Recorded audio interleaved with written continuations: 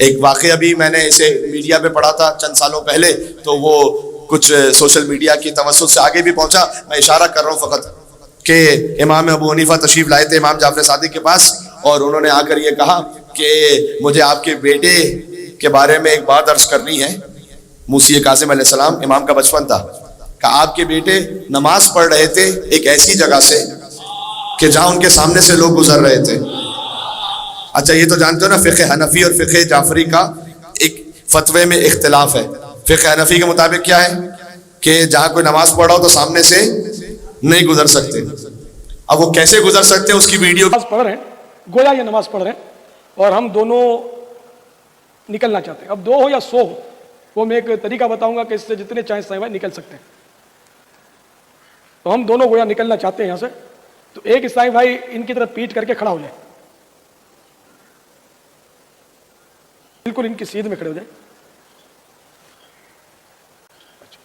یہ کھڑے ہو گئے سیدھ میں، ٹھیک ہے نا. اب میں یہاں سے نکل گیا، بغیر گناہ کے نکل گیا. اب یہ اگر ادھر آ جائیں گے تو یہ گناہ گار ہو جائیں گے. تو اب ان کو بھی نکالنا ہے مجھے. تو اب میں ان کے پیچھے کھڑا ہو جاؤں گا، ان کے لیے میں سترا بن گیا. اب یہ نکل گئے. اب میں جہاں سے آیا تھا چلا گیا. تو بغیر گناہ کے ہم دونوں نکل گئے. آپ کی نماز ہو جائے گی. نماز آپ کو توڑنی نہیں چاہیے، البتہ اس کو روکنا چاہیے. صحیح حدیث میں آپ صلی اللہ علیہ وسلم نے حکم دیا ہے کہ جو نمازی کے آگے سے گزرنے کی کوشش کرے اس سے جھگڑا کرو، یعنی اسے روکو. تو ایسے ہاتھ یوں کر کے اس کو روک دینا چاہیے. احمد نے تو اتنا سخت لکھا ہے کہ اگر کوئی گزر رہا تھا اور اسے دھکا دیا وہ مر گیا، اس پر کوئی قصاص نہیں ہے.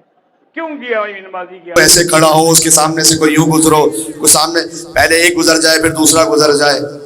جو حیدر کے در کو چھوڑتا ہے پھر در بدر ہوتا ہے.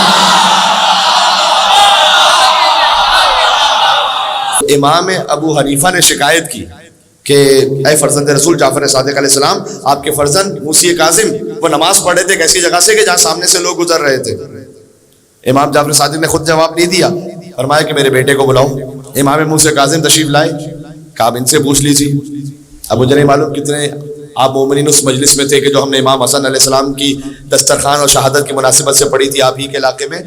تو وہاں پر ہم نے حضرت خضر کا واقعہ سنایا تھا نا کہ بھائی حسن مجتبیٰ رسول کی گود میں ہو اور خضر علیہ السلام کو پڑھا دیں، ان کے استاد ہوں. وہ خضر کے جو موسیٰ کے استاد ہیں بنص قرآنی، وہ آئیں حضرت امام حسن علیہ السلام کی خدمت میں زانو ادب طے کریں. روایت میں ایک ہے کہ مولا نے سبحان اللہ رسول اللہ نے مولا کے لیے فرمایا تھا کہ خضر وہ استاد موسیٰ ضرور ہیں، لیکن اے علی آپ کے اور خضر کے علم میں جو فرق ہے، وہ حضرت خضر کشتی میں تھے نا، انہوں نے سوراخ کیا تھا تو ایک پرندہ نازل ہوا اور اس نے پانی پیا اس سمندر سے، اس کی منقار میں جتنا پانی آیا اڑتا ہوا چلا گیا. تو آواز قدرت آئی تھی، در حقیقت یہ ہے روایت، آواز قدرت آئی تھی کہ اے خضر آپ استاد موسیٰ ضرور ہیں، لیکن آپ کے اور آخری زمانے میں ایک نبی آئیں گے، ان کے ایک وسیع ہوں گے، ان کے اور آپ کے علم میں فرق ہی ہے کہ جتنا پرندے کی چونچ میں آ گیا وہ آپ کا علم ہے، جو سمندر میں رہ گیا وہ علی ابن ابی طالب کا علم ہے. سبحان اللہ. تو امام موسی کاظم علیہ السلام بچپن کا عالم تھا. امام ابو حنیفہ نے پوچھا کہ آپ وہاں نماز پڑھ رہے تھے جہاں آپ کے سامنے سے لوگ گزر رہے ہیں. دیکھو اب امام قرآن ناطق ہے نا، تو جو قرآن ناطق ہے نا وہ قرآن صامت سے جواب دے گا. امام نے کہا قرآن کی آیت پڑھی سورہ قاف کی، نحن اقرب الیہ من حبل الورید. اللہ نے قرآن میں کہا ہم تو تمہاری شہ رگ حیات سے زیادہ قریب ہے تم سے. یعنی امام نے کہا کہ اللہ شہ رگ حیات سے اتنا قریب ہے کہ کوئی کتنا ہی سامنے سے گزر جائے میرے اور اللہ کے درمیان سے نہیں گزر سکتا. سبحان اللہ. تو یہ امام ابو حنیفہ ان کا سن وفات میں نے کہا 150 ہجری ہے.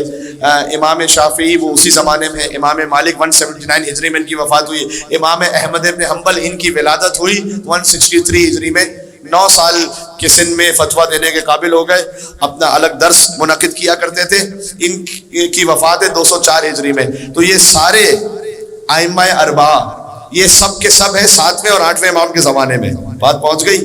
لیکن ان میں سے کوئی بھی وہ نہیں کہ جو رسول اللہ سے جب حدیث بیان کرے تو یہ کہے کہ میں نے سنا اپنے بابا سے، کچھ کہنے لگا ہوں، اور انہوں نے سنا ان کے بابا سے، اور انہوں نے سنا ان کے بابا سے. ان میں سے کوئی ایسا نہیں ہے. فقط 8ویں امام ہیں جو یہ کہہ سکتے ہیں کہ عن ابی عن جدی عن ابیہ عن ابیہ عن ابیہ عن ابیہ عن رسول اللہ صلی اللہ علیہ وآلہ وسلم. یہ سلسلہ سند کسی کو میسر نہیں سوائے خانوادہ اہل بیت کے.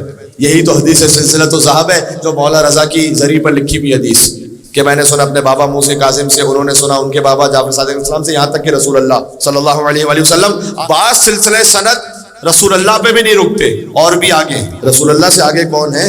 فقط ایک ہی ہے, رب العالمین.